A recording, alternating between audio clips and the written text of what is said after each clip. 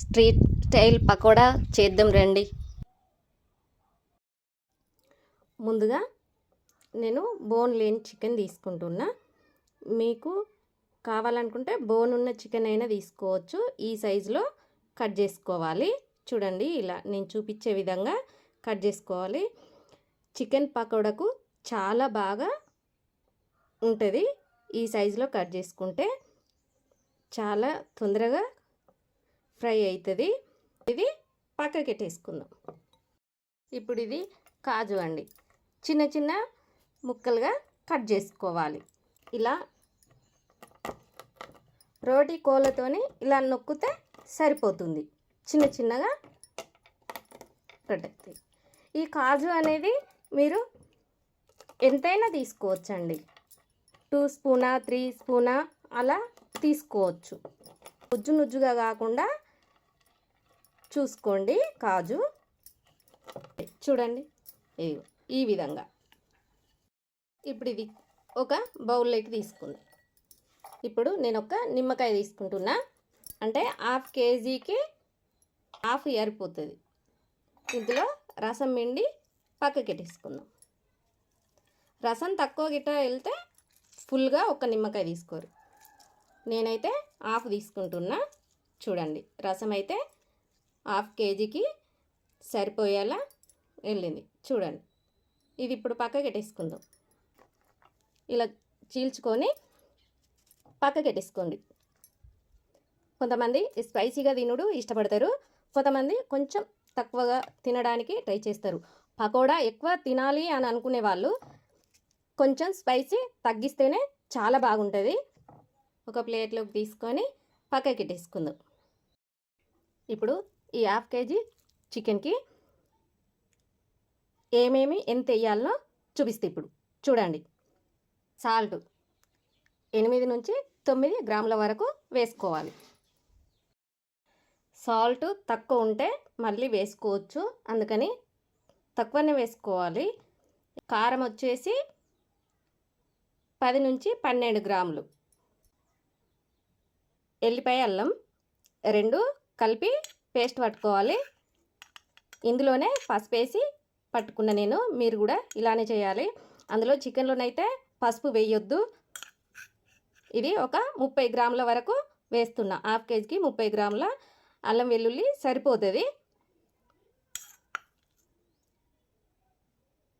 చూడండి, 10 గ్రాముల కార్న్ఫ్లవర్, 10 గ్రాముల వరకు కంపల్సరీగా వేయాలండి. 10 గ్రాములు మైదాపిండి, 10 గ్రాముల శనగపిండి, 3 పిండిలు కలిపి సమానంగా తీసుకోవాలి. అట్లయితేనే మనకు పకోడా పర్ఫెక్ట్ వస్తుంది.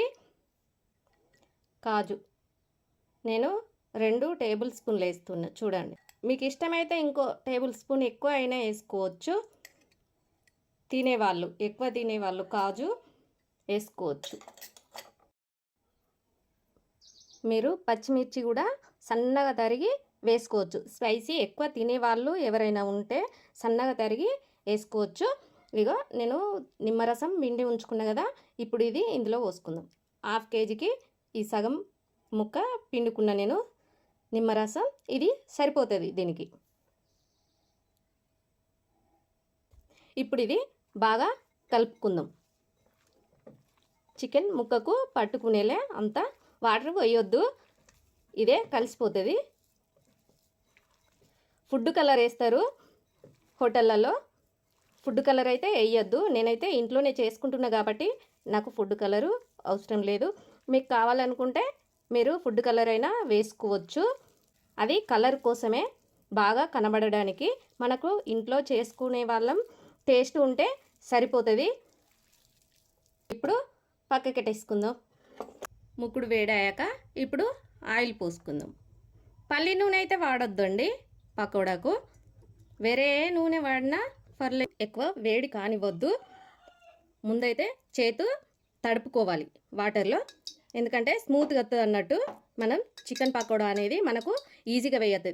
ఈ పకోడా అనేది మధ్యలో వేయద్దు. వేసేసరికి ఏంటి అంటే చేతికి చిల్లుతుంది పైకి ఎగిరి. ఇలా సైడ్కి వేసుకోవాలి. చూడండి, ఇలా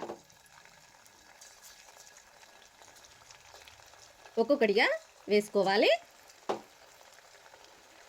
ఎక్కువ మంట పెడితే ఏమైద్ది అని అంటే ముందు వేసినవి తొందరగా కుక్ అవుతాయి, తర్వాత వేసినవి కొంచెం లేట్గా అవుతాయి.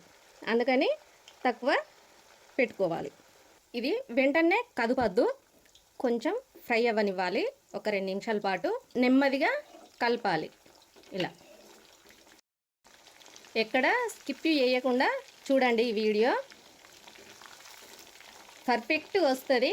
మీరు కూడా ట్రై చేయండి. ఇది చికెన్ పకోడా చాలా అంటే చాలా బాగుంటుంది. ఇంకా చేసుకొని తినాలని అనిపించే అంత రుచిగా ఉంటుంది. ఇలా నేను చెప్పే విధంగా మీరు చేశారంటే చాలా బాగుంటుంది.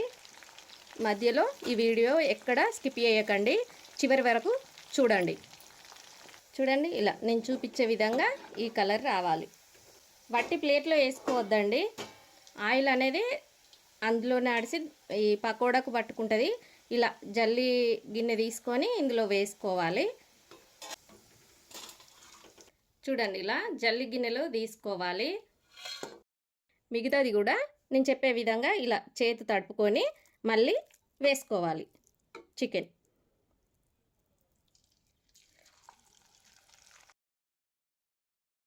ఈ పకోడా మొత్తం జల్లి గిన్నెలోకి తీసుకోవాలి. చూడండి ఎంత గలగలైనాయో. చూడండి, ఇప్పుడు ఈ పెద్దవన్నీ ఒక ప్లేట్లోకి తీసుకుందాం. చూడండి, ఇలా చిన్నవి తొందరగా వేగిపోతాయి. ఈ పెద్ద అనేది లోపల కొంచెం పచ్చిలాగా ఉంటాయి. ఇప్పుడు ఏం చేయాలో చూపిస్తా నేను. చూడండి ఇప్పుడు దీంతో ఇలా ప్రెస్ చేయండి, అంటే నొక్కండి,